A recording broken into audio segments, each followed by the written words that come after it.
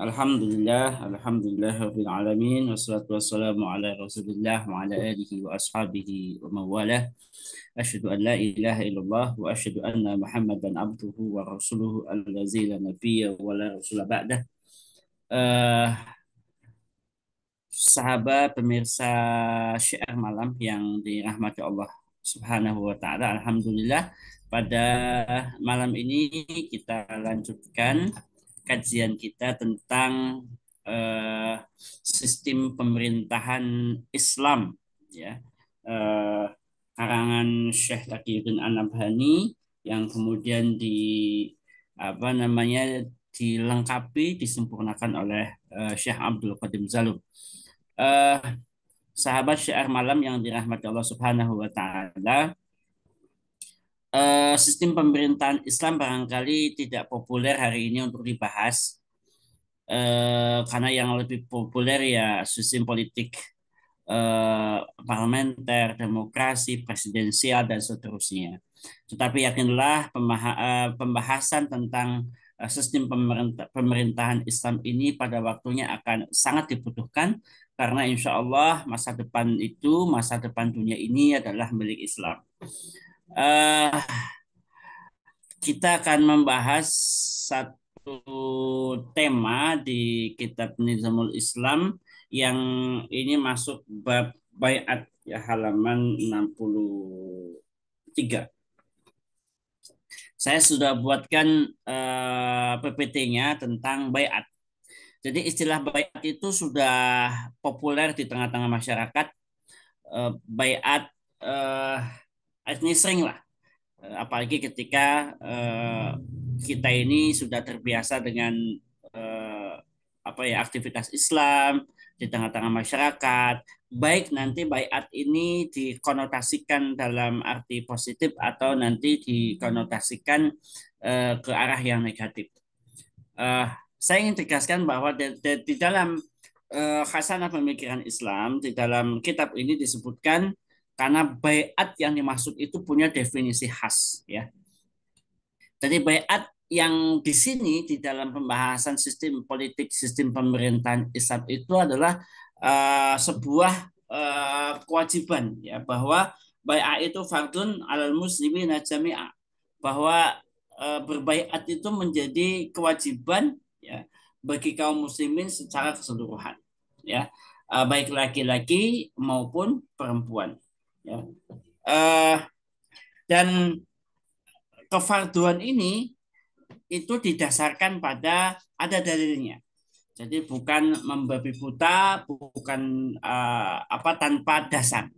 Ya, bahkan ada satu hadis yang sangat populer. Ya, hadis ini menjadi apa ya, kayak sesuatu yang nanti di tengah-tengah masyarakat ada penyimpangan gara-gara hadis ini salah satunya, ya.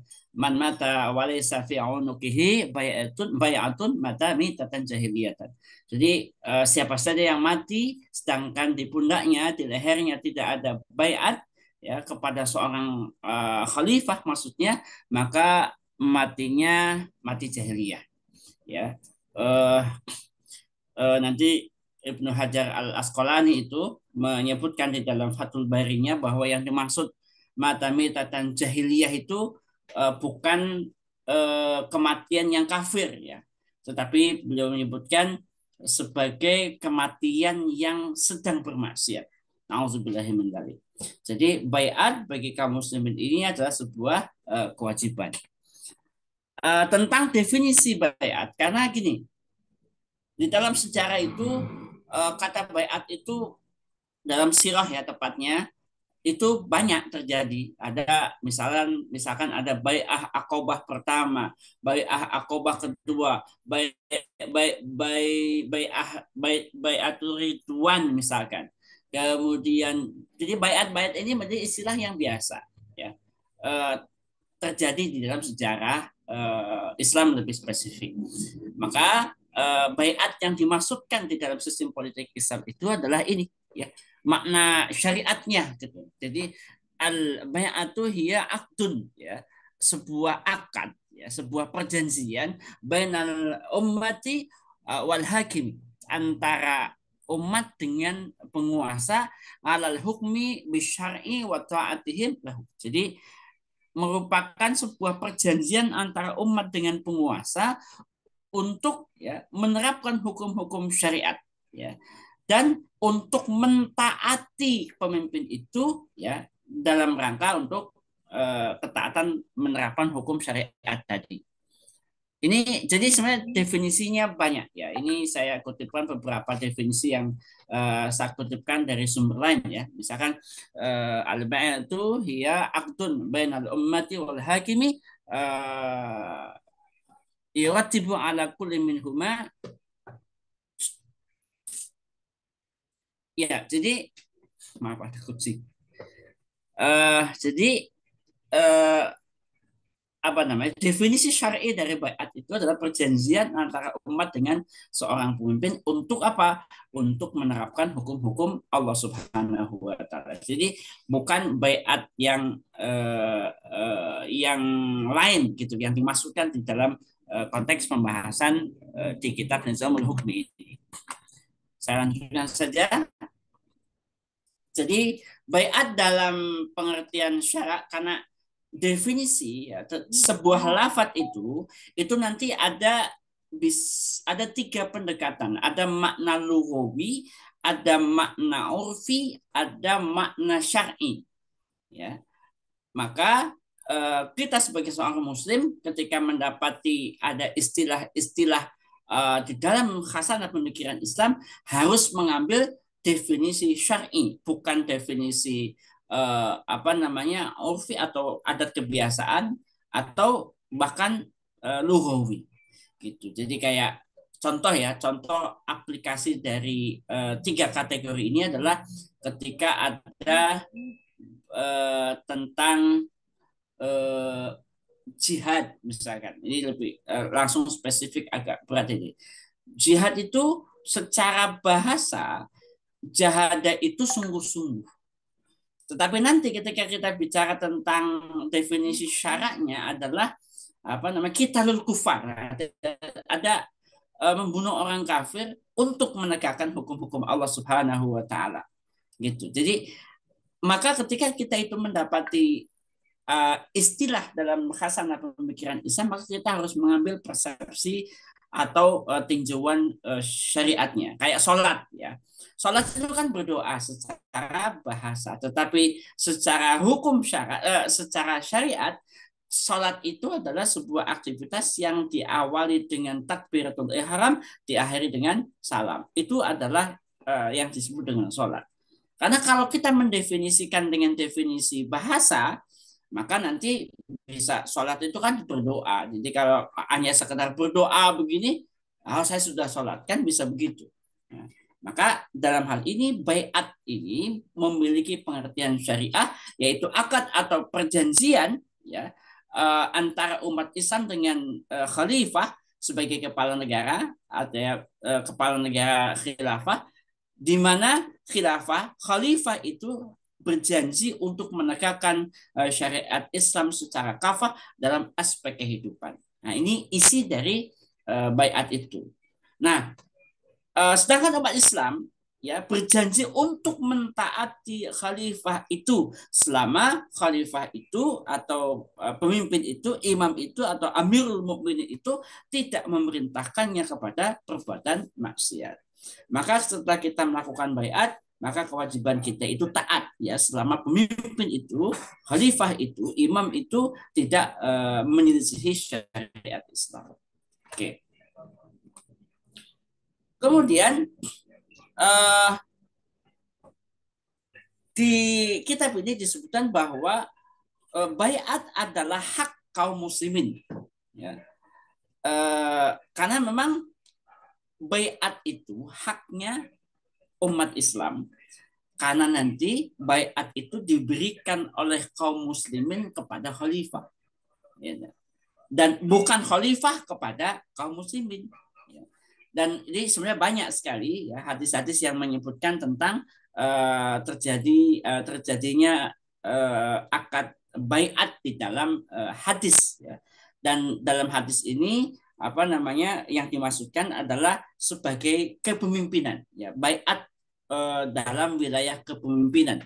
Karena nanti ada apa namanya yang misalkan baitul ridwan tadi, kemudian baiat ridwan, kemudian baiat akobah satu, baiat akobah kedua itu lain cerita. Dalam konteks ini adalah kita membahas hadis yang menjelaskan tentang baiat penyerahan kekuasaan. Jadi disebutkan dalam hadis riwayat Bukhari dari Ubadah bin Samit bahwa ketika kami membaiat Rasul Shallallahu Alaihi Wasallam untuk setia mendengarkan dan taat kepada perintahnya, baik dalam keadaan senang ataupun tidak senang, kami tidak akan merebut kekuasaan dari pemimpin, juga agar kami menegakkan atau mengatakan yang hak dimanapun kami berada, kami tidak takut karena Allah terhadap celaan-celaan orang yang mencela. Jadi ini apa menunjukkan bahwa ada semacam baiat, ya, para sahabat waktu itu membaiat Rasulullah Shallallahu Alaihi Wasallam.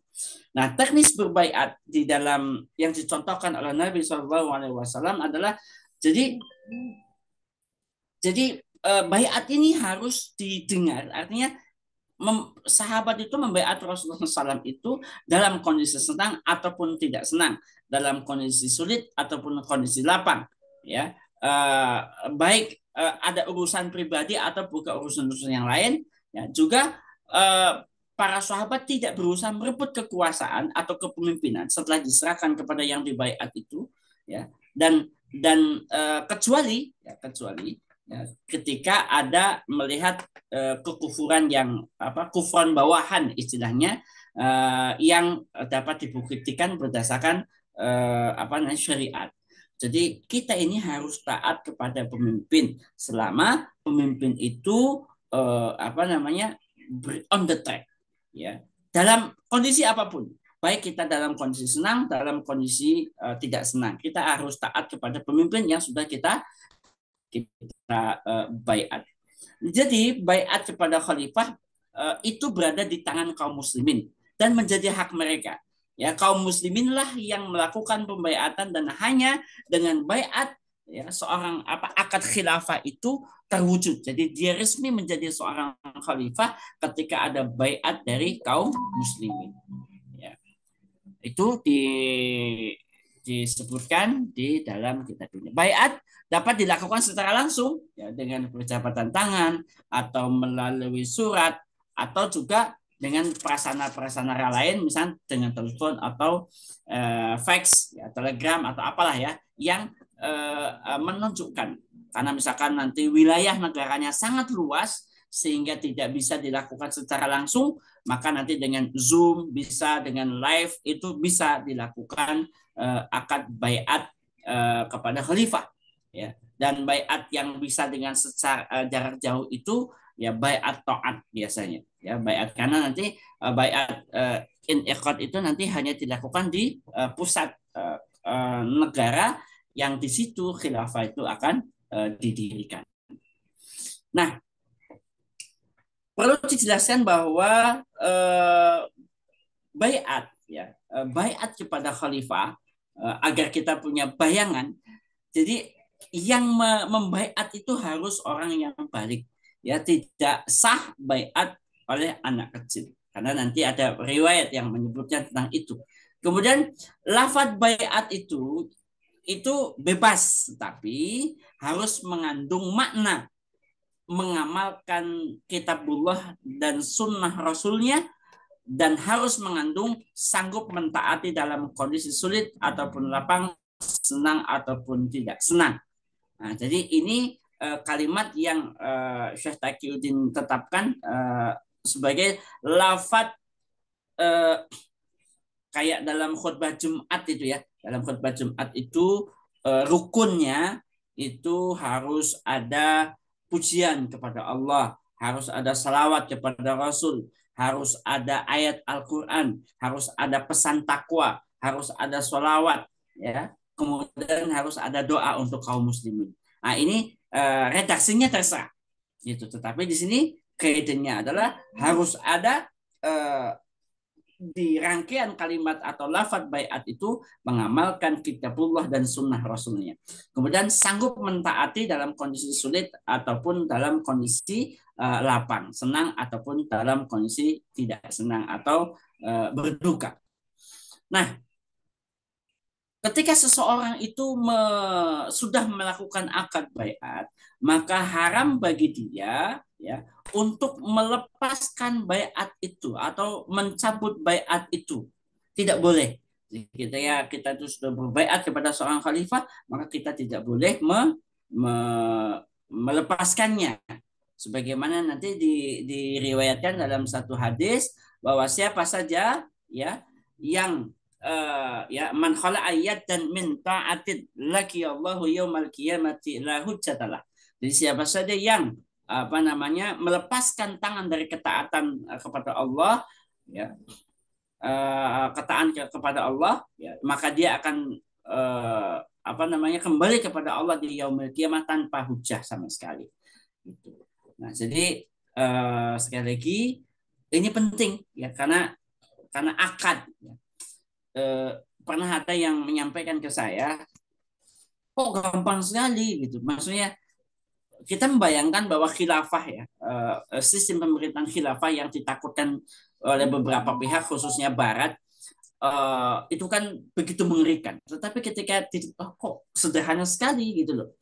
Ya sebenarnya di dalam Islam itu pentingnya akad itu penting. Akad makanya baiat itu akad pengangkatan khalifah. Kalau akad nikah itu kan akad apa menjadi suami atau istri itu akad nikah gitu. Dan itu kan cuma lafaz gitu. Tapi di dalam Islam itu lafaz ini akan menjadi satu ketetapan hukum.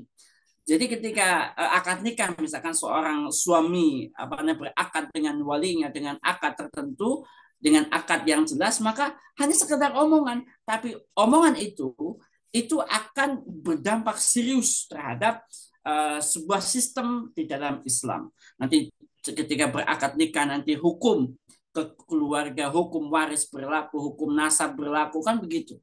Nah, sama juga dalam akad-akad yang lain. Dalam akad muamalah misalkan jual beli kan ada akad. Berpindahnya barang dia menjadi milik kita, itu kan karena akad. Itu akadnya apa? Obrolan gitu. Ya, aku beli buku ini dengan harga 500 aku terima dan seterusnya.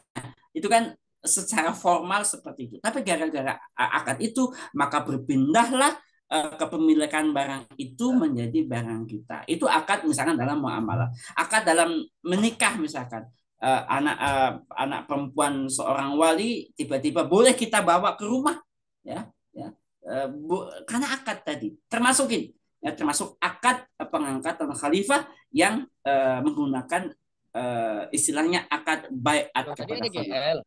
gitu. Kemudian eh, mencalonkan seorang untuk menjadi jabatan khalifah. Jadi hukumnya boleh saja, ya boleh, ya mubah, ya. Eh, jadi jadi ketika seseorang itu mau jadi pejabat khalifah itu boleh, ya, karena tidak ada nas yang melarang tentang itu. Adanya perselisihan nanti di Sakifah Bani Sa'idah nanti akan saya jelaskan itu tidak menghalangi tentang bolehnya mencalonkan diri menjadi apa namanya khalifah. Nah, termasuk ya nanti di dalam beberapa apa namanya riwayat ada larangan ya meminta jabatan atau iya contoh adalah hadis yang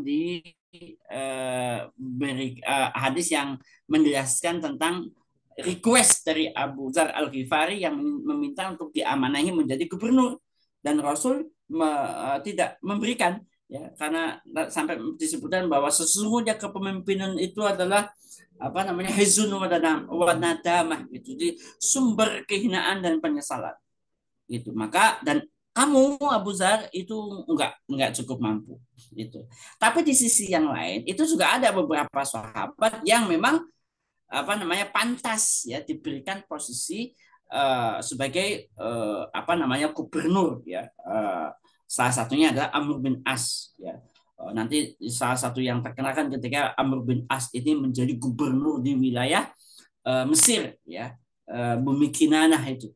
Jadi karena memang dia punya kapasitas. Tapi ketika orang ini tidak punya kapasitas, maka ada larangan. Ya, itu berbahaya karena kekuasaan itu sangat menggoda. Itu kayak sekarang, ya, di negeri kita ini sedang gonjang-ganjing tentang sosok pemimpin. Ada yang secara mental dipersoalkan, ya, dan seterusnya dan seterusnya. Karena memang kepemimpinan itu, ya, bisa bisa memabukkan begitu. Nah, jadi apa namanya, mengajukan menjadi seorang khalifah itu hukumnya boleh, ya. Jadi hadis-hadis yang ada, ya, memang apa namanya, ada beberapa orang yang memang tidak layak, tapi di sisi yang lain juga ada orang yang layak, ya, mendapati posisi atau jabatan sebagai pemimpin, dan Rasul melakukan itu. Jadi ini yang menjadi dasar bolehnya seseorang itu mengajukan diri menjadi pemimpin khalifah. Gitu. Kemudian metode atau tarikh pengangkatan khalifah. Jadi resminya seseorang menjadi khalifah, menjadi pemimpin, menjadi Amirul Mukminin itu ada metodenya. Itu. Ini yang berusaha dikaburkan oleh beberapa pemikir-pemikir Barat dan kaum liberal, bahwa ketidakjelasan apa prosedur atau metode pengangkatan khalifah. Jadi jelas, ya, dari apa namanya, dari sumber hukum Islam bahwa syara itu mewajibkan umat Islam untuk mengangkat khalifah. Maka syara pun telah, ya, menggariskan tentang bagaimana metode yang harus ditempuh untuk mewujudkannya. Dan, ya, metode ini dijelaskan di dalam Al-Qur'an, As-Sunnah, ijma' sahabat, ya. Metode tersebut adalah baiat. Nanti saya akan rincikan prosedur yang agak panjang di belakang. Jadi baiat itu adalah jadi tanda sahnya seorang menjadi pemimpin umat Islam, menjadi Amirul Mukminin itu dengan adanya baiat. Tadi kalau kalau tanda sahnya buku itu menjadi buku saya adalah dengan akad. Tanda sahnya anak perempuan orang lain menjadi istri saya karena ada akad nikah. Nah, maka tanda seseorang diangkat menjadi khalifah itu ada namanya akad kepemimpinan yang dalam istilah Islam itu disebut dengan istilah bai'ah. Gitu. Bai'ah yang syar'i itu. Ya, pengangkatan khalifah dapat diwujudkan dengan baiatnya kaum muslimin kepada seseorang untuk memerintah atas dasar kitabullah dan sunnah Nabi Shallallahu Alaihi Wasallam. Jadi ini adalah metode pengangkatannya. Nah, kedudukan baiat sebagai sebuah metode pengangkatan itu telah tegas, ya, disebutkan di dalam apa generasi awal Islam, ya. Jadi bai'ah kaum muslimin kepada Rasulullah, ya, sesungguhnya bukan baiat atas kenabian. Jadi ketika awal-awal itu, di awal itu, baiat kepada Rasul itu bukan akad kepada kenabian, melainkan akad atas kepemimpinan beliau dalam hal pemerintahan. Sebab baiat yang mereka lakukan adalah baiat untuk melaksanakan perintah, bukan untuk mempercayai kenabian. Nah, jadi beliau Nabi SAW itu dibaiat kapasitasnya sebagai pemimpin, bukan sebagai Nabi dan Rasul. Karena pengakuan terhadap kenabian dan kerasulan adalah perkara iman, bukan baiat. Jadi Nabi SAW misalnya ada syahadat asyhadu an la ilaha illallah Muhammad Rasulullah, maka itu adalah pengakuan, ya, keimanan kepada beliau Nabi SAW sebagai utusan Allah. Adapun ketika berbaiat, ya, dalam konteks kepemimpinan adalah ketika apa namanya berbaiat, bersumpah setia membela dan taat kepada Rasul kapasitasnya sebagai hukam, sebagai apa namanya pemerintah yang akan apa namanya menetapkan hukum-hukum dalam kehidupan sosial politik dan seterusnya. Gitu. Jadi baiat ini, ya, baiat yang ada di dalam lembar sejarah nanti Rasulullah SAW lakukan itu adalah baiat dalam kapasitas Nabi SAW sebagai sebuah pemimpin kepala negara. Gitu. Nah, beberapa pihak memang masih menganggap bahwa masih belum percaya bahwa Nabi itu sekaliber kepala negara. Ya. Bahkan ada yang menganggapnya sebagai kepala kampung. Itu luar biasa picik sekali. Nabi SAW itu kepala negara. Ya. Nanti dan bahkan kepala negara yang modern, gitu, modern sekali, gitu. Jadi apa namanya, bahkan Piagam Madinah itu nanti ditetapkan sebagai satu satu deklarasi sistem politik yang paling awal di dalam sejarah. Ya. Piagam Madinah itu. Ya. Makna carta itu kan baru kemarin-kemarin lah bahasanya. Jadi Rasulullah itu sudah membuat semacam piagam yang menjadi standar ukuran negara. Nah, Imam Bukhari meriwayatkan misalkan, ya ini masih terkait dengan beberapa peristiwa terkait dengan pembaiatan Nabi SAW. Ya, Imam Bukhari meriwayatkan bahwa Ismail telah menyampaikan kepada kami, bahwa Malik telah menyampaikan kepada kami dari Yahya bin Said yang berkata bahwa Ubadah bin Al-Walid telah menyampaikan kepadaku dengan mengatakan, ayahku telah mengabarkanku dari Ubaidah bin Samit dan berkata, kami telah membaiat Rasulullah untuk senantiasa mendengar dan taat dan seterusnya. Ini baiat kepada Rasul sebagai posisinya kepala negara. Nah, kemudian ada riwayat lain yang menunjukkan bahwa tadi bahwa yang membaiat seorang pemimpin itu harus orang yang akil balik. Karena ada satu riwayat, ya, diriwayatkan oleh Imam Abu Hurairah bahwa dan seterusnya, bahwa telah menyampaikan hadis kepada Said, yaitu anaknya Abi Ayyub, ujarnya, ya, telah berbicara kepadaku dari kakeknya, yaitu Abdullah bin Hisham, dan dia telah berjumpa dengan Nabi SAW. Ia ketika itu pergi bersama ibunya Zainab binti Humaid menghadap Nabi SAW. Ibunya berkata kepada Nabi, wahai Rasulullah, terimalah baiatnya. Beliau menjawab dia masih kecil. Kemudian beliau mengusap-usap kepala anak kecil itu dan kemudian mendoakannya. Jadi hadis ini menunjukkan bahwa ada proses baiat kepada Rasul. Tetapi baiat yang diterima oleh Nabi SAW itu adalah hanya mereka yang memang sudah dewasa atau akil balik. Anak kecil itu tidak diwajibkan untuk melakukan baiat. Kemudian ketika dua hadis yang tadi setidaknya itu menjelaskan bahwa baiat kepada Rasulullah dengan mendengar dan taat. Baiat ini ditunjukkan dalam kapasitas Nabi SAW sebagai penguasa. Sedangkan hadis yang kedua tadi itu menolak baiat dari seorang anak, karena memang anak itu ya belum layak untuk menjadi untuk belum sah untuk membaiat seorang pemimpin. Kemudian ini beberapa hadis ya tentang betapa pentingnya baiat kepada seorang pemimpin. Jadi hadisnya cukup panjang. Ya, ini ada 3 golongan manusia di hari kiamat yang tidak akan diajak bicara oleh Allah Subhanahu wa taala, tidak disucikan olehnya, dan mereka akan disisa dengan sisaan yang pedih. Yang pertama adalah orang yang memiliki kelebihan air di tepi jalan, tapi dia melarang Ibnu Sabil atau orang yang sedang safar untuk menggunakan. Jadi pelit lah, airnya banyak tapi tidak ngasih. Kemudian yang kedua adalah orang yang membaiat seorang imam tapi hanya untuk mencari keuntungan duniawi. Jika diberi, ia menepati baiatnya, jika tidak ia akan tidak menepatinya. Maaf ini. Jadi itu nggak boleh, itu orang ini akan punya masalah nanti di akhirat. Dan ketiga adalah orang yang mengadakan jual beli dengan seseorang, ya, suatu dagangan pada waktu asar, kemudian beliau bersumpah atas nama Allah bahwa ia telah mencari, jadi curang, menipu dalam bisnis, maka ini termasuk orang yang akan mendapat kesulitan di hari kiamat dengan tidak diajak bicara Allah, tidak disucikan, bahkan akan disisa dengan siksaan yang pedih. Nah, sahabat syiar malam yang dirahmati Allah Subhanahu wa taala, bahwa dari penjelasan tadi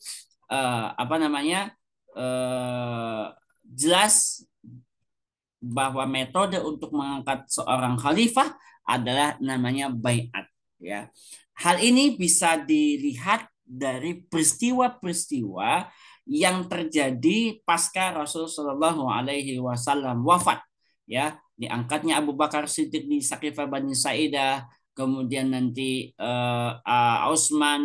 Umar, nanti Utsman, Ali, maka semuanya itu menjadi khalifah ketika baiat dijalankan, sudah dilaksanakan. Maka baiat ini adalah metode pengangkatan bagi kaum muslimin, ya, dari kaum muslimin untuk mengangkat seorang khalifah. Nah, saya ingin rincikan, ini mungkin agak panjang, bagaimana banyak dari orang-orang yang tidak suka dengan eh, Islam politik itu seolah-olah me- apa namanya tidak tergambar tentang bagaimana eh, prosedur pengangkatan khalifah. Saya ingin ambil contoh begini. Jadi ini ada peristiwa penting di era Khulafaur Rasyidun ini, karena nanti di dalam sumber hukum syariat Islam itu ada Al-Qur'an, ada sunnah, ada ijma' sahabat. Nah, yang muktabar sebagai generasi yang mungkin untuk terjadi ijma sahabat itu di era ini, di era Khulafaur Rasyidun, ya, ini era kenabian. Nanti pergantian estafeta kepemimpinan dari Nabi SAW kepada Abu Bakar, nanti dari Abu Bakar kepada Umar, Umar kepada Utsman, kepada Ali, nanti kepada Hasan bin Ali nanti di sini. Nah, kita ingin merincikan bagaimana realisasi baiat secara praktis yang diketahui dari pemilihan 4 khalifah. Ya, misalkan pergantian kepemimpinan dari siapa namanya eh, dari Rasulullah SAW kepada Abu Bakar. Jadi pasca Nabi SAW wafat disebutkan di dalam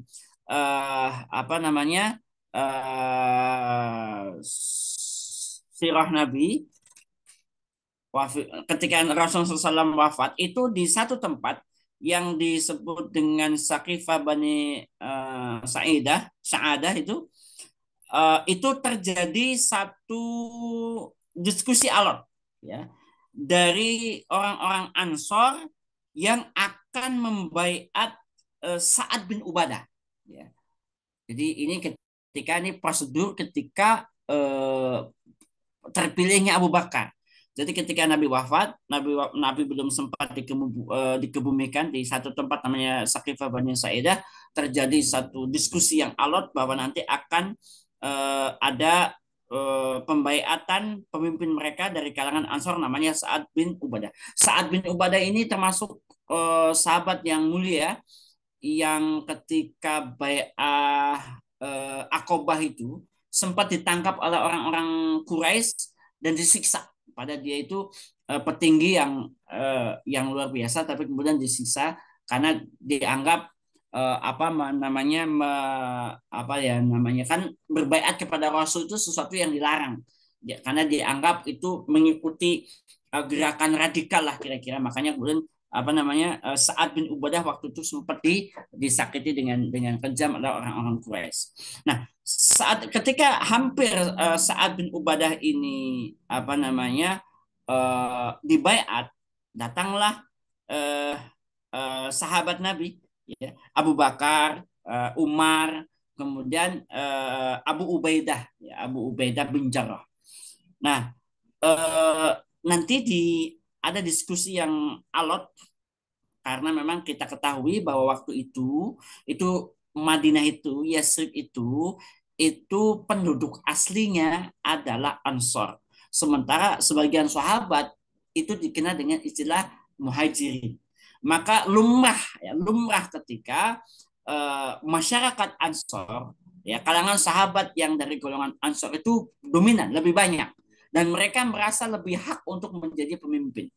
Tapi kemudian datanglah Abu Bakar, datanglah Umar bin Khattab dan Abu Ubaidah, dan nanti akan ada diskusi alot. Ya, misalkan diskusinya ada salah seorang sahabat yang dominan berbicara namanya Hubab bin Munzir. Ya. Hubab bin Munzir itu sahabat yang ketika perang Badar itu memberikan strategi militer yang jitu kepada Nabi SAW. Ketika Nabi SAW berhenti di Badar, beliau membelakangi sumber mata air, maka Hubab bin Munzir itu bertanya kepada Nabi, ya Nabi, ini Anda di sini ini karena strategi atau karena wahyu dari Allah? Nabi mengatakan, oh ini strategi. Maka kemudian Hubab bin Munzir itu memberikan saran agar Nabi berada di depan dari sumber mata air itu. Jadi ini Hubab bin Munzir ini yang dari kalangan Ansor ini yang begitu menggebu-gebu agar pengganti Rasulullah SAW itu dari kalangan Ansor, ya. Sampai kemudian ya mohon maaf ya, saya membayangkan asobiahnya itu sampai muncul.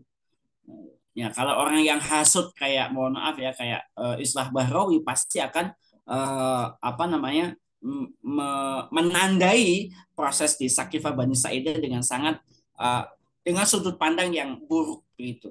Gitu. Tetapi saya ingin tegaskan bahwa ketika semangat asobia mulai mulai dimunculkan, kemudian dibantah oleh Umar, ya bolak-balik terus ya sampai terjadi ketegangan. Ya, sampai terjadi ketegangan disebutkan dalam sirah itu apa namanya sampai Hubab bin Munzir itu apa mencabut pedang gitu. Kemudian oleh Umar ditepiskan dan kemudian Abu Ubaidah bin Jarrah yang kemudian menenangkan suasana, ya. Abu Ubaidah menenangkan suasana sampai kemudian nanti Abu Bakar hadir, ya, kemudian memegang tangannya Umar dan Abu Ubaidah bin Jarrah sampai kemudian menghadap kepada yang hadir itu apa namanya ini ada Umar sama Abu Ubaidah bin Jarrah, silakan siapa yang mau dibaiat gitu kira-kira. Maka kemudian Umar dengan sigap memegang tangan Abu Bakar sambil menyebutkan keutamaan Abu Bakar. Engkau adalah orang yang terbaik, engkau orang yang menyertai Nabi berhijrah, engkau yang selalu menjadi imam sholat, engkau yang selalu begini, yang membersamai Nabi dalam hijrah, engkau utama, maka engkaulah yang lebih layak untuk menjadi pengganti Rasulullah SAW. Maka kemudian apa namanya sahabat Nabi yang pertama uh, kemudian dia berbaiatlah ya dibaiatlah Abu Bakar dan ada sahabat dari kalangan Ansor yang pertama kali membaiatnya itu namanya Basir bin Sa'ad. Basir bin Sa'ad itu membaiat, maka kemudian berbondong-bondonglah masyarakat membaiat Abu Bakar sebagai khalifah, ya. Jadi apa itulah yang disebut dengan bai'ah iniqad. Jadi apa namanya ada satu proses yang alot memang bahkan hampir ada ketegangan di Sakifah Bani Sa'idah itu yang nanti ceritanya lain ketika nanti sumber referensinya dari kalangan Syiah nanti ada cerita lain. Nah, tetapi dalam konteks ini pengangkatan Abu Bakar itu melalui proses yang lumayan alot, tetapi akhirnya apa namanya terpilihlah Abu Bakar sebagai pengganti Rasul dan setelah itu Abu Bakar itu dibaiat ke masjid dan kemudian dibaiat oleh kaum muslimin pada waktu itu. Itu prosedur apa namanya tahapan ya peristiwa di Sakifah Bani Sa'idah proses pembaiatan Abu Bakar As-Siddiq. Nah, nanti beda cerita ketika apa namanya Abu Bakar yang memimpin 2 tahun dan beliau sakit apa namanya apa namanya sudah Abu Bakar itu punya pengalaman ini jangan sampai terjadi pertikaian ya jangan sampai terjadi pertikaian di kalangan kaum muslimin makanya kemudian nanti apa namanya Abu Bakar itu menggunakan metode yang sendiri ya, dalam artian jadi beliau itu menunjuk ya, memilih menunjuk para sahabatnya ya dan setelah bertanya ke sana kemari tentang siapa yang layak untuk menjadi pengganti Abu Bakar, Maka beliau tanya dulu tuh ke beberapa orang, ya. Sampai anaknya Asma juga ditanya, ya. Sampai kemudian kira-kira kalian kalau saya menuntut seseorang ridho apa enggak gitu. Maka para sahabat mayoritas mengatakan ya setuju saja kami akan taat. Maka disebutkan dalam satu riwayat apa namanya Abu Bakar, ya, menyebutkan bahwa ini qad istakhlafat Umar ibnul Khattab fasma'u lahu wa ati'u. Maka sungguh aku sudah apa ya menyerahkan menunjuk istikhlaf ini kepada Umar bin Khattab. Dengarkanlah dan taatilah dia. Maka setelah itu dia berdoa dan kemudian disetujui oleh mayoritas dari para sahabat waktu itu. Maka setelah itu nanti setelah Abu Bakar wafat, maka apa namanya Umar menuju ke masjid dan di masjid itulah kemudian para sahabat melakukan baiat secara bergiliran bahkan sampai sesiang hari ya untuk membaiat Umar sebagai khalifah. Kemudian beda lagi ya apa prosedur pengangkatan seorang Utsman bin Affan. Ya, ya, ketika Umar bin Khattab itu apa terluka dan apa merasa usianya tidak panjang, maka disebutkan di dalam satu riwayat bahwa beliau menginstruksikan kepada beberapa sahabat, ya, salah satunya adalah sahabat yang namanya uh, Abu Talhah, untuk dia memilih beberapa sahabat, ya, ada 6 sahabat, ada Utsman, ada Ali bin Abi Thalib, ada Talhah bin Ubaidillah, ada Zubair bin Awam, ada Abdurrahman bin Auf, ada Sa'ad bin Abi Waqqas. 6 sahabat ini diminta untuk memilih dan menentukan pemimpin. Jadi sahabat Nabi yang namanya apa namanya Abu Talhah Al Ansori itu disuruh menjaga menjaga agar proses musyawarah itu dilakukan, ya, sampai apa namanya Umar itu membuat instruksi yang bukan instruksi, semacam kaidah. Jika misalkan ada satu orang di antara 6 orang ini tidak sepakat, bunuh yang tidak sepakat. Kalau kemudian ada 2 yang tidak sepakat, bunuh yang kedua. Kalau ada yang 3, kan ini kan 6 ya. Kalau 3 ada yang tidak sepakat, mintalah pendapat anakku, apa namanya, Abdullah bin Umar dan seterusnya. Jadi Umar itu betul-betul mempersiapkan tim ini yang nanti di para fuqaha itu menyebutkan sebagai istilah ahlul halli wal aqdi. Jadi apa namanya mereka yang punya otoritas untuk memilih pemimpin dan sampai nanti akhirnya apa namanya terpilihnya apa mengerucut kepada 2 orang, ya. 2 orang itu adalah Utsman bin Affan dan Ali bin Abu Thalib. Dan nanti apa namanya sahabat Nabi yang namanya Abdurrahman bin Auf itu, ya, setelah mengerucut kepada 2 nama yaitu Utsman dan Ali, maka nanyain satu-satu. Wahai Ali, sanggupkah engkau meneruskan apa kebijakan-kebijakan khalifah sebelumnya? Nah, kata Ali, aku akan beristihad. Nah, kira-kira begitu. Kemudian tanya kepada Utsman, apakah kamu akan siap untuk melanjutkan kebijakan-kebijakan sebelumnya? Ya, aku siap. Maka kemudian apa namanya Abdurrahman bin Auf apa membaiat Utsman sebagai khalifah. Ya, dan setelah itu diikuti oleh kaum kaum muslimin. Jadi itu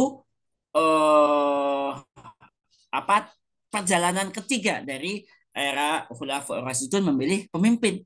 Ya, kemudian nanti ya di peristiwa yang keempat yaitu ketika pergantian antara Utsman bin Affan, ya, kepada Ali, karena waktu itu juga sama Utsman bin Affan itu terjadi dalam tanda petik kudeta di Madinah, ada kudeta bahkan selama 5 hari, ya, umat Islam itu tidak punya pemimpin, ya.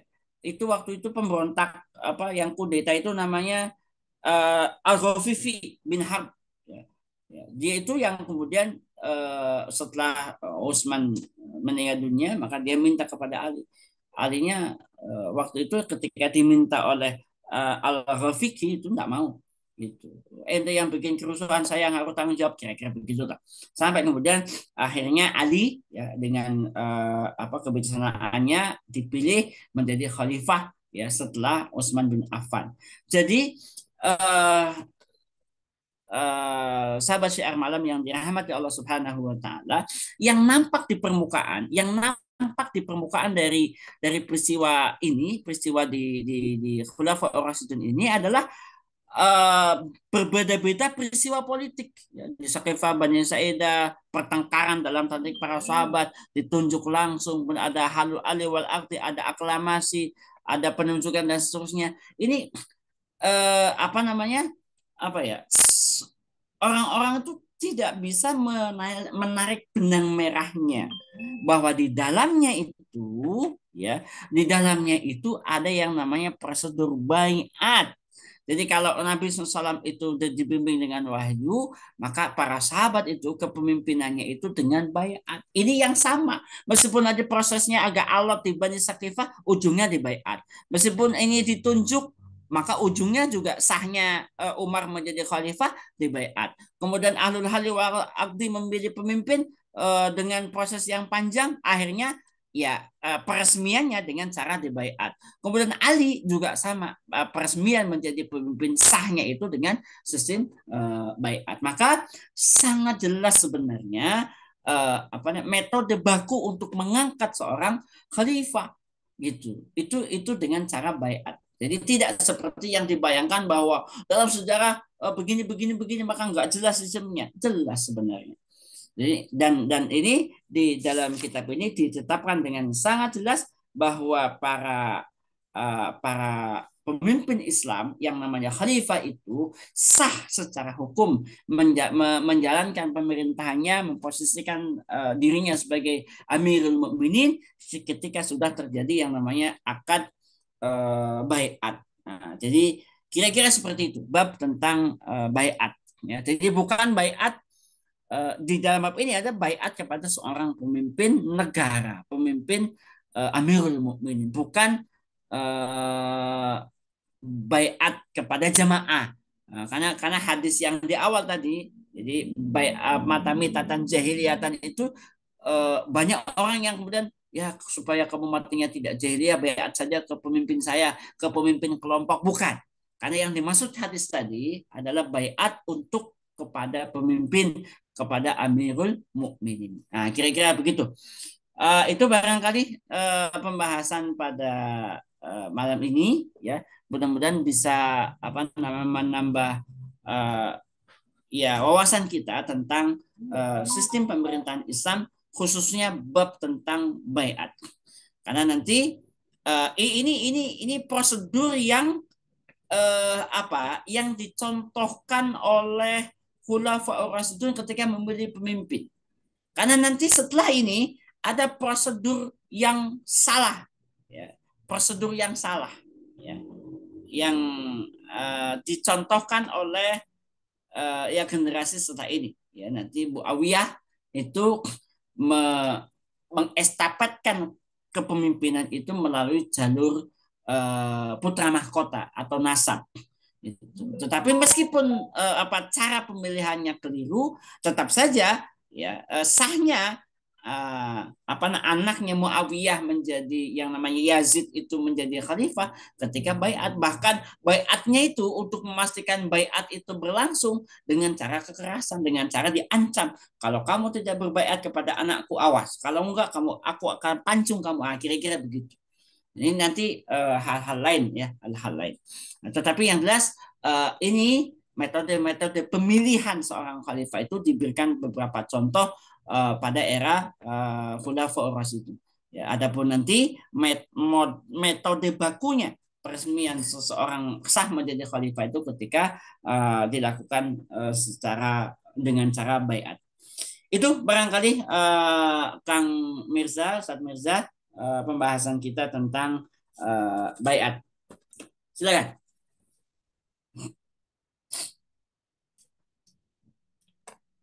Baik, Ustaz. Alhamdulillah telah selesai materi yang Ustaz sampaikan. Eh, Bapak Ibu yang dimuliakan Allah yang dari tadi mungkin sudah ingin bertanya, sudah menyiapkan pertanyaan, mangga kami silahkan untuk boleh langsung ditulis di kolom komentar, boleh juga langsung raise hand. Masya Allah, Bu Faiz, belum apa-apa udah langsung raise hand. Tafadhol Bu Faiz, mau langsung Oke, ditulis di kolom komentar, boleh juga langsung di unmute. oke, jazakallah khair Ustaz. Wa Assalamualaikum iya iya. warahmatullahi wabarakatuh. Waalaikumsalam Izin warahmatullahi bertanya wabarakatuh. Ustaz, Ya, ada beberapa hal terkait bahasan yang barusan Ustaz antarkan kepada kami. Eh, yang pertama Ustaz, terkait dengan eh, prosesi suksesi kepemimpinan di dalam pemerintahan Islam itu yang dinotis oleh banyak orang yang mencoba mengulas atau menuliskan apa namanya sejarah itu yang berdarah-darah, Ustadz. ya, Nah, ini yang kemudian akhirnya terjadi apa istilahnya nggih ya resistensi begitu ya terhadap dari umat Islam sendiri betul ketika kemudian memorinya kita ajak untuk mengingat kekhilafahan. Oh, yang bunuh-bunuhan itu, oh yang begini. Jadi yang dinotis di beberapa sumber itu yang buruk begitu. Ya memang mungkin ada motivasinya ya, gitu ya.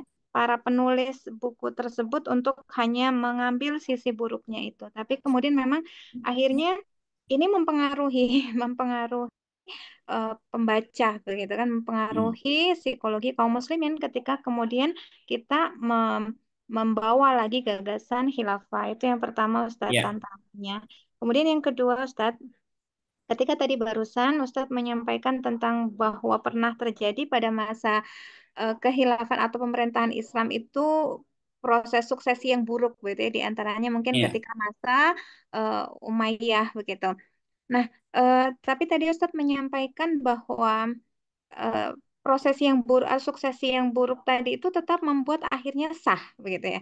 Jadi naiknya Yazid bin Muawiyah itu juga sah, gitu. Nah, ini kok akhirnya kemudian hmm, kita notisnya itu bagaimana sesuatu yang diangkat secara buruk tapi sah, begitu. Nah, ini bagaimana Ustadz apa namanya ya, ya, memilahnya, begitu.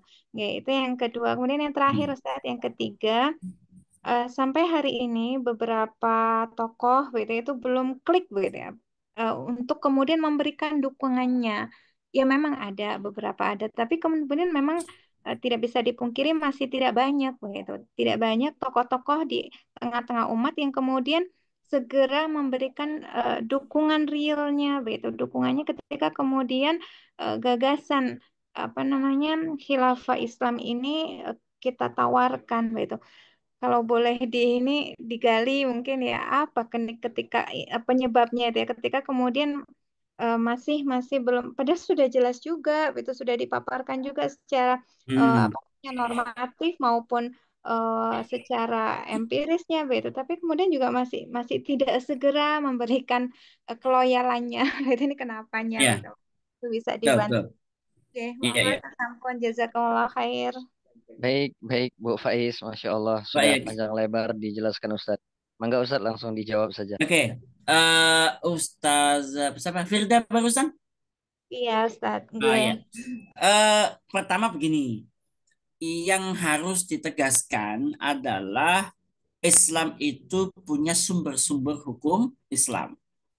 Jadi kita sampaikan ke semua pihak lah bahwa sumber hukum Islam itu satu Al-Quran, dua Sunnah, tiga ijma sahabat, bukan ijma yang lain. Nah nanti ada ijtihad, ya kan? Jadi ini harus disepakati, gitu.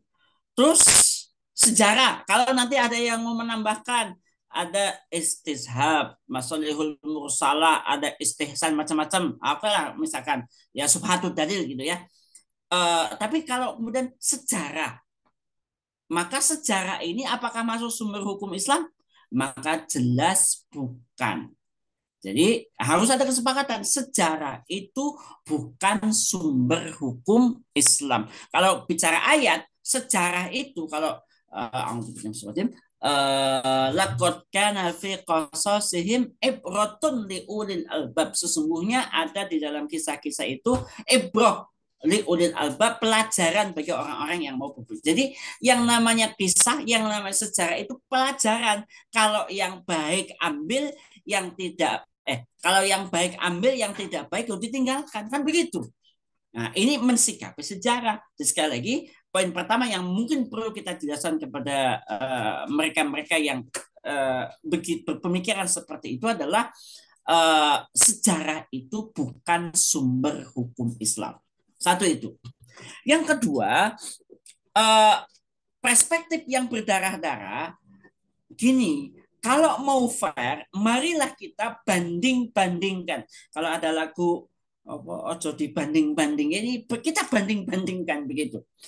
Jadi begini, sistem membandingkan. Contoh, kemarin ada teman yang memberikan cerita ya tentang bagaimana kehidupan masyarakat Eropa hari ini, kebersihan, disiplin, pokoknya bagus lah ya, disiplin gitu. Jadi kehidupan Jepang lah, disiplin macam-macam. Jadi kehidupan Eropa itu dianggap sebagai kehidupan yang lebih Islam. Kemudian kita tantang, ini Eropa itu coba standarnya bukan disiplin dong. Standarnya itu tentang miras, narkoba, zina atau selingkuh. Kira-kira bagaimana? Negeri Islam dengan negeri Eropa lebih rusak yang mana? Saya pastikan bahwa kalau menggunakan standar tentang zina, mabok, macam-macam, maka yang rusak itu pasti negara barat. Nah, termasuk sejarah. Mari kita comparekan. Mari kita komparasikan. Apa yang terjadi dari 1.300 atau 400 tahun perjalanan khilafah dengan perjalanan demokrasi. Kita bandingkan saja. Jadi apple to apple. Misalnya korban jiwa perselisihan antara transisi kekuasaan dari zaman Renaissance, raja-raja Eropa itu kan bunuh-bunuhannya lebih sadis lagi. Satu negara berperang, gitu. Jadi kalau mau fair itu lebih rusak Barat daripada lebih rusak demokrasi, lebih rusak Athena yang ketika memilih pemimpin daripada kalau kita mau bicara fakta itu. Ketika selalu sejarah atau sumber sejarah Islam itu negatif itu satu karena memang ada penyakit pada diri kaum muslimin. Yang penyakit ini memang sengaja ditumbuhkan oleh orang kafir.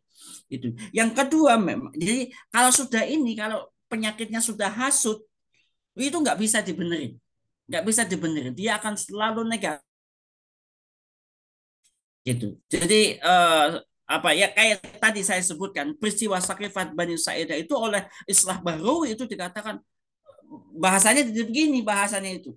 Tuh lihat, untuk memperbutkan kepemimpinan selevel para sahabat yang namanya Hubab bin Mundir, Umar bin Khattab itu sampai mengeluarkan pedangnya gitu. Apalagi kita seolah-olah menjadi justifikasi gitu. Jadi ini lagi-lagi ada kesalahan paradigma ketika kita melihat fakta sejarah itu jangan dilihat sebagai yang ambil yang jeleknya, buang yang baiknya, itu terbalik. Harusnya yang baiknya diambil, yang jeleknya tidak usah diambil. Jadi yang pertama memang saya melihat orang-orang yang selalu perspektifnya negatif itu hasut, dan celakanya umat Islam ini karena awam terhadap agamanya maka sangat mudah untuk dipengaruhi. Makanya memang sebenarnya kita ini ya orang yang sering hadir di majelis ilmu, orang yang memahami Islam dengan lebih baik, maka punya kewajiban untuk menyampaikan lomba, menyampaikan ide dan pikiran Islam kepada umat. Jadi memang cepet-cepetan gitu loh.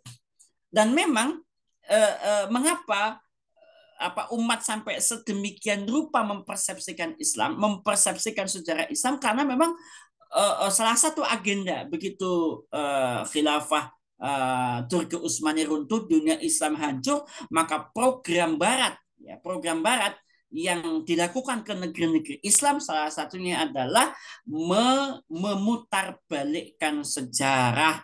Gitu. Saya secara pribadi itu pernah menjadi korban sejarah dan saya pernah punya fotonya Mustafa Kemal di tempat saya karena saya anggap dia adalah modernis, mujadid, bahasanya begitu. Karena memang salah satu dari agenda yang dilakukan oleh Barat terhadap dunia Islam itu adalah merubah kurikulum pendidikan. Di kurikulum pendidikan itu dirubah sejarahnya, gitu. Yang namanya penghancur Islam dikatakan sebagai orang yang modern dan seterusnya. Dan itulah yang kita hadapi hari ini. Maka bersabarlah kita dalam menyampaikan gagasan-gagasan Islam. Karena memang sudah terlanjur ditanam, dipupuk pikiran-pikiran yang rusak. Gitu. Maka bersabar. Tapi insya Allah ya makin lama maka umat ini akan makin mengerti. Ya, insya Allah Allah itu akan memperlihatkan lah. Jadi kalau bahasa Arum ayat 41 itu kan apa namanya? Zaharul fasadu fil barri wal bahr. Ya. Jadi akan telah nampak kerusakan fil barri wal bahr bima kasabat aydin nas. Ya, jadi sekarang itu kita sudah bisa saksikan ini yang kamu inginkan dengan demokrasi. Gitu. Nanti andai kita mungkin nanti yang hadir di sini mungkin mudah-mudahan saya ada kelapangan rezeki bisa memberikan hadiah beberapa buku, misalkan buku tentang tarikh khulafa.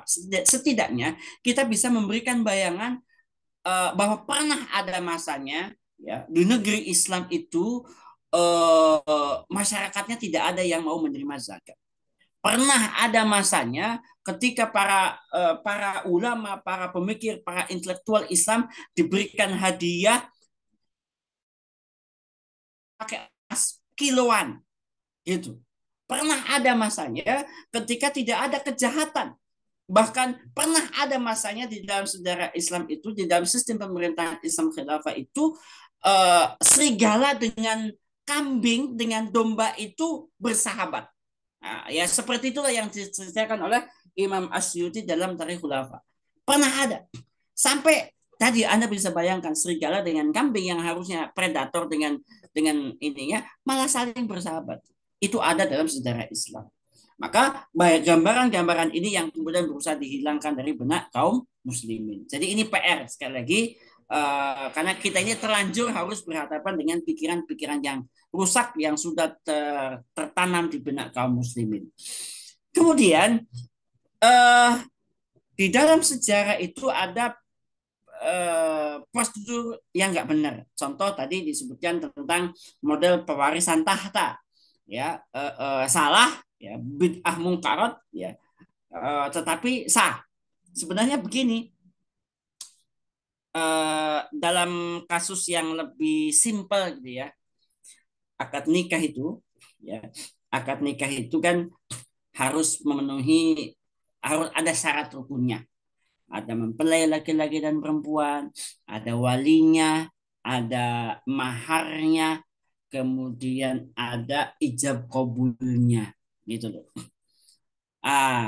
Nanti misalkan ada seseorang nanti ini bisa batal, bisa fasah ya nanti. Cuman yang jelas bahwa misalkan ada perempuan yang karena tidak disetujui oleh orang tuanya, ya dia melakukan sebuah rekayasa sampai kemudian muncullah orang lain sebagai wali. Padahal itu bukan, dia menggunakan cara-cara yang tidak sehat. Maka ketika kemudian proses akad nikah berlangsung, sah akad nikahnya. Sampai karena belum tahu gitu loh. Misalkan nanti si suaminya misalkan suaminya yang tidak tahu apa-apa ya sah gitu. Ya sudah sah gitu.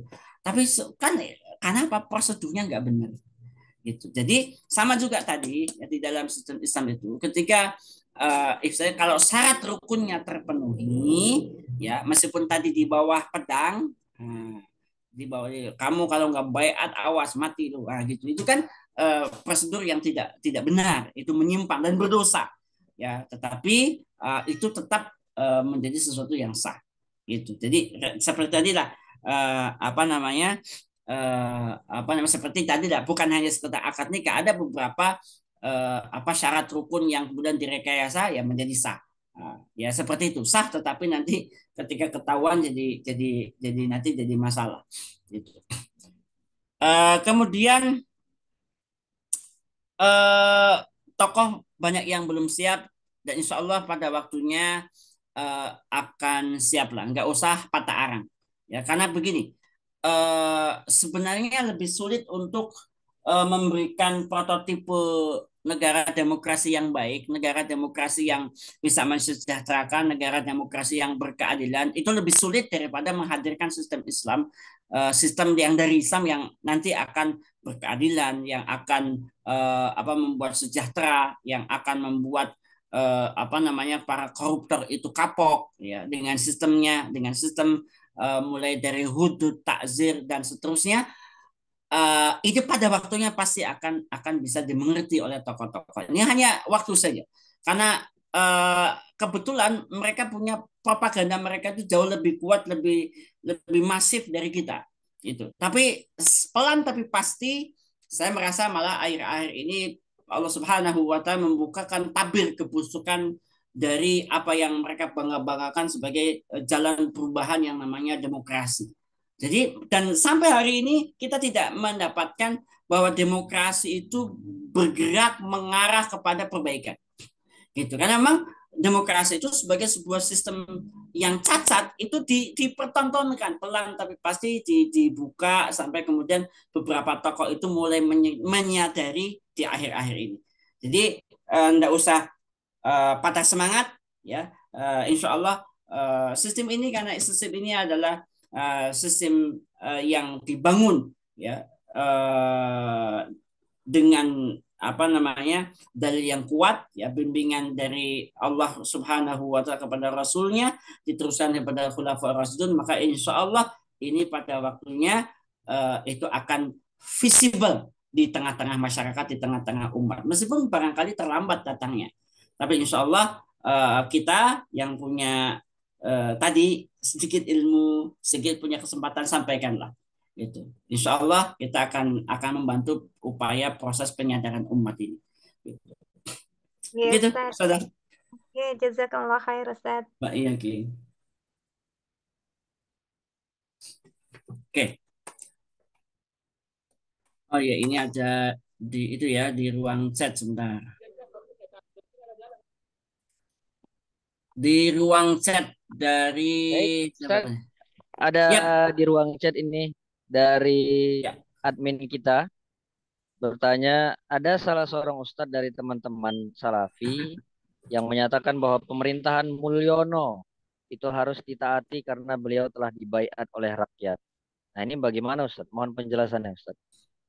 Iya, iya, iya, iya. Iya. Jadi eh agak sensitif itu, tapi biasanya ayat yang digunakan kan ati Allah wa ati Rasul wa ulil amri minkum. Jadi dasar inilah yang biasanya diminta kepada umat Islam untuk mentaati pemimpin kalian, karena ada wa ulil amri minkum. Tapi seyogianya ketika kita teliti lebih dalam bagaimana cara mufasir membahas ini, makanya misalkan kenapa kemudian di ayat ini kata taat itu dirangkai secara langsung dengan Allah, dirangkai langsung dengan Rasulullah, tapi tidak dengan ulil amri. Itu. Mengapa para mufasir menyebutkan? Karena kata taat disertakan dinisbatkan kepada Allah karena sifat yang mutlak. Karena tidak mungkin Allah itu salah. Demikian juga kata taat digandeng dengan Rasul. Mengapa? Karena Rasul itu maksum. Rasul itu pasti benar. Maka tidak mungkin Rasul bermaksiat. maka taatnya kepada Rasul itu mutlak. Sementara dengan ulil amri hanya disambung dengan wahu atof, ya, wa ulil amri minkum, dan taatilah pemimpin kalian. Nah, artinya apa? Ketaatan kepada ulil amri iya ada, tetapi tidak bersifat mutlak. Bahkan nanti di ayat sesudahnya kan ada fa in tanaza'tum fi syai'in farduhu ilallahi wa rasul. Jadi ketika terjadi perselisihan, ketika terjadi perbedaan pendapat atau sesuatu yang bermasalah di ulil amri, maka kembalikanlah kepada Allah dan Rasulnya. Itu makanya sebenarnya tentang taat benar, kita itu taat kepada pemimpin, tetapi wilayah ketaatannya itu jelas ada garisnya, ya. Ketika kemudian masih selaras dengan Islam, is oke. Tapi ketika sudah menyimpang dari Islam, maka ya tidak boleh taat. La ta'ata li makhlukin fi maksiatil khaliq, karena tidak ada ketaatan kepada makhluk dalam rangka apa namanya bermaksiat kepada Allah Subhanahu wa taala. Jadi tentang ketaatan saya setuju, dan sampai hari ini saya masih taat dengan aturan lalu lintas, ya. Kalau ada lampu merah saya berhenti, ya, karena kalau lampu hijau saya jalan, saya taat itu. Karena kalau tidak taat bahaya itu buat saya. Nah, termasuk misalkan saya masih sekolah, saya sekolah pendidikan SD, SMP, SMA, S1, S2 itu kan rule yang dibuat oleh pemerintah, ya kita taati gitu loh. Tapi kalau sudah hal-hal yang memang apa namanya bermasalah, ya, maka ya sudah tidak ada ruang ketaatan dalam rangka bermaksiat kepada Allah Subhanahu wa taala. Jadi ini menyimpan benar, tapi juga di dalamnya ada kesalahan dalam memahami beberapa teks ayat. Oke, lanjut Ustaz. Assalamualaikum warahmatullahi wabarakatuh. Ustaz, adakah kesalahan ke baiat putra mahkota pada masa Bani Umayyah sehingga dibunuhnya siapa? Maka Hasan bin Ali harus baiat bukan kerajaan. Oke. Jadi gini. Jadi polemik kekuasaan. Jadi pertama yang harus dipahami, maka ini pentingnya kita itu mempelajari sejarah, termasuk ya detailing dari peristiwa sejarah itu. Jadi kerusuhan dalam tanda petik sampai kemudian terbunuhnya Umar, ya kemudian terbunuhnya Utsman, sampai terbunuhnya Ali, itu kan ada isu-isu politik yang memang ada, ya itu. Tapi itu rangkaian yang berbeda dengan polemik tadi, ya misalkan Hasan, ya Hasan itu kan nanti justru ketika beliau mendapat kepemimpinan estafeta kepemimpinan dari Ali itu atas pilihan kaum muslimin, maka sementara itu kan pasca perang Siffin, itu bukan perang urat saraf antara Muawiyah yang ada di bin Abu Sufyan yang ada di Damaskus dengan yang ada di Madinah, itu kan ada perang dingin. Sampai kemudian ketika Hasan itu memimpin selama 6 bulan, maka beliau Hasan bin Ali itu apa namanya melakukan islah. Jadi islah itu apa ya? Dia menyerahkan kekuasaannya kepada Muawiyah bin Abu Sufyan, ya, yang waktu itu disebut sebagai Amul Jamaah, ya, sebagai tahun persatuan dunia Islam. Nah, jadi itu yang terjadi. Sementara nanti terbunuh itu Hasan sampai kemudian wafat. Kemudian ada Husain yang nanti terbunuh, ya, di Padang Karbala. Itu konteksnya bukan dalam apa namanya perbuatan kekuasaan sebenarnya, tetapi lebih dari pengkhianatan penduduk Kufah, ya, apa namanya yang apa namanya menjanjikan akan karena memang waktu itu ketika Yazid bin Muawiyah itu berkuasa, sepeninggalnya Muawiyah itu kan Yazid bin Muawiyah yang berkuasa, itu kan eh, apa ya buruk sekali, sangat buruk, akhlaknya juga buruk, bahkan di kitab Tarikh Khulafa itu disebutkan beberapa kali ketahuan memimpin sholat sambil mabuk, ya. Sampai akhirnya apa namanya, dia tidak boleh memimpin sholat karena dalam kondisi mabuk. Jadi ini ahli maksiat lah, Yazid ini. Makanya kemudian tidak disukai, termasuk ya nanti penduduk Madinah itu salah satu dari penduduk yang tidak membaiat kepada Muawiyah. Nanti di Mekah malah ada yang namanya Abdullah Zubair bin Awam yang kemudian menjadi pemimpin kota Mekah.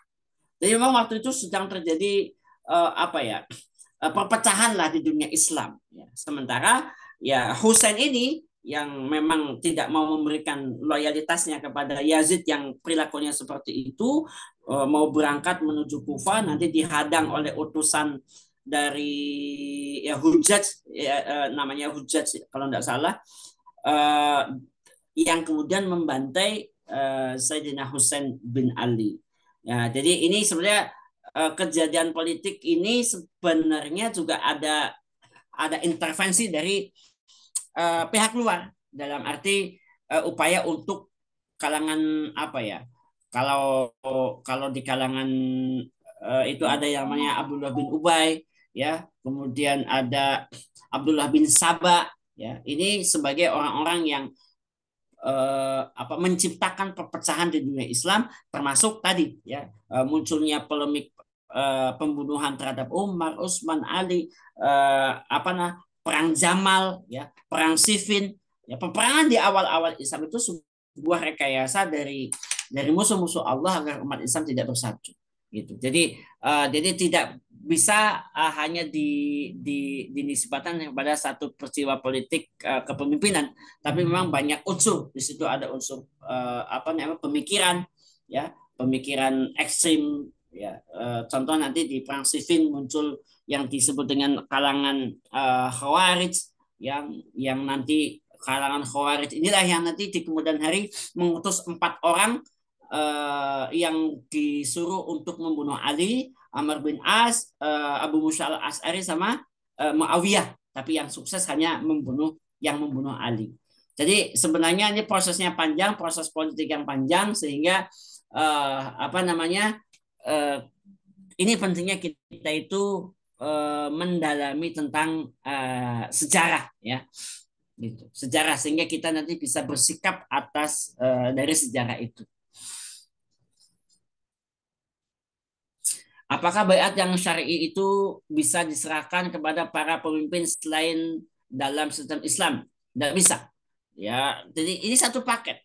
Jadi sistem yang syar'i itu ya satu paket. Tidak bisa sistem cangkok sana sini, tidak bisa. Ya, kayak gini. Saya kadang-kadang Islam itu disuruh membenahi kerusakan dari dampak kehidupan yang rusak.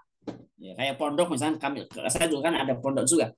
Jadi ketika sudah rusak anaknya baru dikepondokin gitu. Jadi seolah-olah itu bengkel gitu. Jadi kalau mau benar itu ya semuanya gitu. Sistem kehidupannya harus benar. Karena kalau sistem kehidupannya tidak benar pasti rusak. Gitu. Nah, biasanya itu mereka itu bagaimana cara Islam menangani? Oh, yang bikin rusak demokrasi nanti solusinya harus pakai Islam. Kadang-kadang saya sakit hati gitu. Kita yang harus benerin terus. Harusnya serahkan semua urusan kepada Islam. Insya Allah semua jadi benar. Kira-kira begitu. Termasuk ya apa ini?